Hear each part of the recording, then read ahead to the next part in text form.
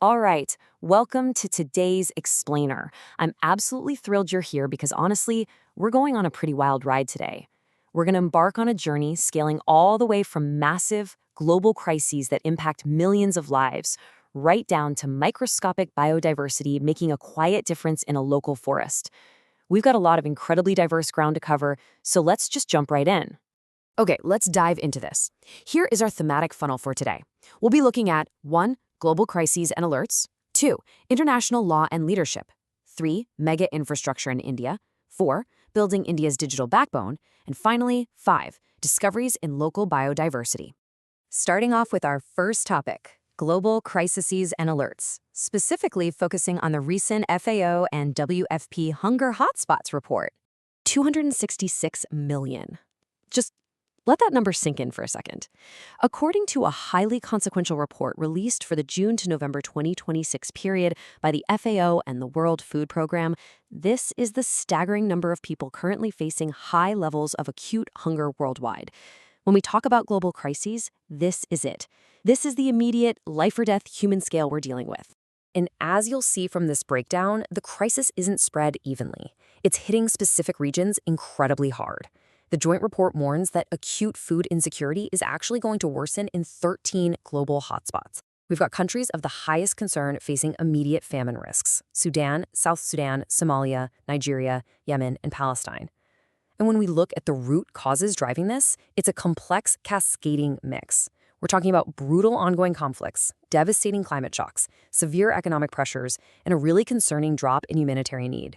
It's a stark reminder of just how interconnected global stability is with basic human survival. Moving on to Section 2, International Law and Leadership, taking a look at India's representation at ITLOS. So, shifting our focus geographically from global hunger hotspots over to the maritime courts of Hamburg, Germany, we find ITILOS. That stands for the International Tribunal for the Law of the Sea. Now, if you're not familiar, this is an intergovernmental organization set up under the incredibly important 1982 United Nations Convention on the Law of the Sea, often called UNCLOS. Basically, think of this as the global judicial body that resolves any major disputes about the world's oceans and maritime boundaries. Now, what's really interesting about this slide is India's continued influence and leadership on this massive global stage. Indian jurist Bimal N. Patel was just elected as a judge for ITLOS, and he secured a term that spans nearly a decade, from 2026 all the way to 2035. He won this seat at the UN in New York, capturing a super impressive 115 out of 168 valid votes. He'll officially succeed another Indian jurist, Neeru Chadha, starting on October 1, 2026. This election is a big deal because it ensures India maintains a continuous, vital voice in shaping the laws that govern our oceans. All right, Section 3, Mega Infrastructure in India and the Etalin Hydroelectric Project. Let's pull our focus away from those international courts and zoom right back into the national borders of India. 3,097 megawatts. That single number tells you literally everything you need to know about the sheer, massive scale of the engineering we're discussing here. It means the Etalin project will easily be one of the absolute largest hydropower projects in the entire country. But to really build a complete picture, we have to look at the geographic and human reality on the ground. A memorandum was just signed between NHPC Limited and the government of Arunachal Pradesh. This mammoth engineering feat is going to be located in the incredibly scenic Dibong Valley, right on the Dri and Tallow rivers. Technically speaking, we're looking at 2 run-of-the-river schemes with huge concrete gravity dams and a massive underground powerhouse. But here is the critical catch. It's located right in the middle of a recognized mega biodiversity hotspot, which is also the traditional home of the indigenous Aidu-Mishmi tribe.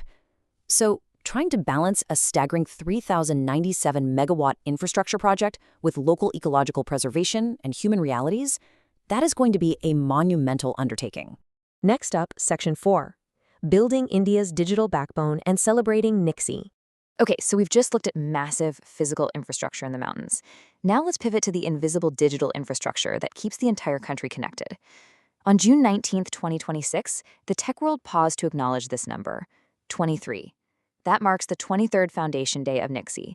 That's over 2 decades of quiet, continuous, behind-the-scenes heavy lifting to power India's connectivity. So what exactly is it? Well, NIXI stands for the National Internet Exchange of India. It's a not-for-profit organization operating under the Ministry of Electronics and Information Technology. Their entire reason for existing is to promote internet penetration across India and continuously strengthen the nation's digital infrastructure. Honestly, they are the unseen architects making sure we all stay connected. And this brilliantly illustrates what they actually do day to day. Their core function is facilitating the exchange of domestic internet traffic among different internet service providers and network operators. You might be wondering, why does that matter to me?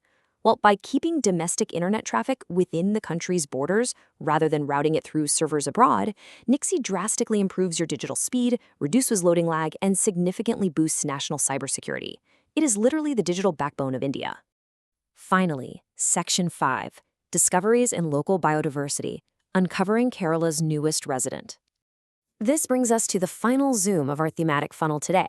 We have scaled all the way down from massive international laws and the vast invisible web of the internet into a tiny, tangible, physical forest.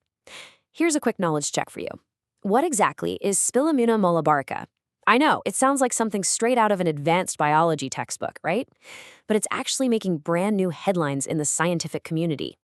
It turns out it's a newly discovered species of wasp. Specifically, scientists in India discovered this tiny new resident in the Kozhikode district of Kerala. And that beautiful name, Molybarica, it was purposefully chosen to honor the historic Malabar region where they carefully collected the very first specimen. It's always a thrilling moment when our scientific community catalogs a completely new species right in our own backyard. So, why does this matter? Why should we care about one tiny new insect? Well, this wasp belongs to a group that preys directly on plant pests. This means Spilimuna molybarica isn't just some random bug. It acts as an absolutely crucial agent for natural pest control. It's essentially a tiny, natural superhero that helps protect our crops and maintain the ecological balance of the forest, all without the need for harsh chemical pesticides. A real game changer. And that perfectly brings our journey full circle. We started at the absolute macro level today, looking at 266 million people facing severe global hunger. And we've ended at the micro level, looking at a tiny wasp offering natural pest control in Kerala. It leaves us with this final thought. From massive international maritime laws and mega dams to the invisible internet and the smallest insects, how do these incredibly varying scales of global and local events shape our shared future? Everything is intricately connected. I really hope this explainer has sparked your curiosity to look a little closer at the systems around you. Thanks for watching, keep questioning, and I'll see you in the next explainer.